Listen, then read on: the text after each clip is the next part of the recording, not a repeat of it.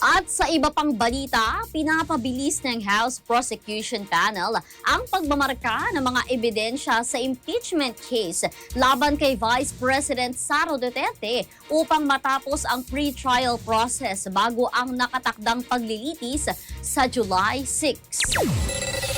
Ayon kay Lead Prosecutor Attorney Jervil Luistro, kasalukuyang tinatalakay sa pre-trial ang mga dokumentong ebidensya para sa unang dalawang articles of impeachment na may kaugnayan sa confidential funds at umano'y hindi maipaliwanag na yaman. Inaasahan ng prosekusyon na maglalabas ang Senate Impeachment Court ng pre-trial order matapos makumpleto ang pagmamarka ng mga ebidensya ng magkabilang panig. Ang kautosang ito ang magsisilbing gabay sa paglilitis at maglalaman ng mga magkasunduang o napagkasunduang katotohanang listahan ng mga testigo, ebidensya at schedule ng pagdinig. Sinabi ni Luistro na nananatili sa July 6 ang pagsisimula ng impeachment trial sa kabila ng mga hamon sa pre-trial proceedings.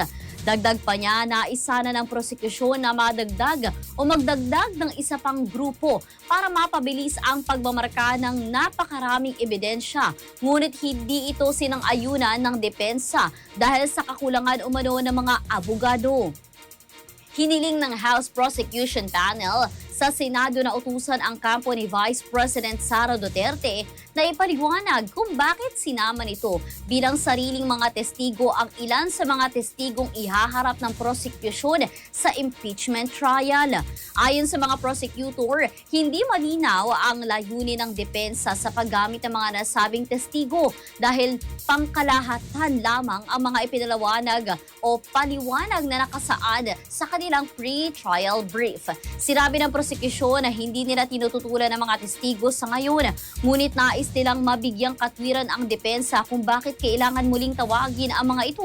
Gayong maaari naman silang mag-cross-examine kapag hinarap nila ang prosekusyon. Iginiit ng House Prosecutors na mahalagang malinaw ang layunin ng bawat testigo at ebidensya upang maiwasan ang pagkaantala ng paglilitis at masiguro ang maayos na pagtakbo ng impeachment proceedings. Dagdag pa nila, ang paglilinaw na ito ay makatutulong sa impeachment court na matukoy kung alin sa mga testimonya ang mahalaga, may kaugnayan o maaaring mauulit lamang. Star FM News Connect.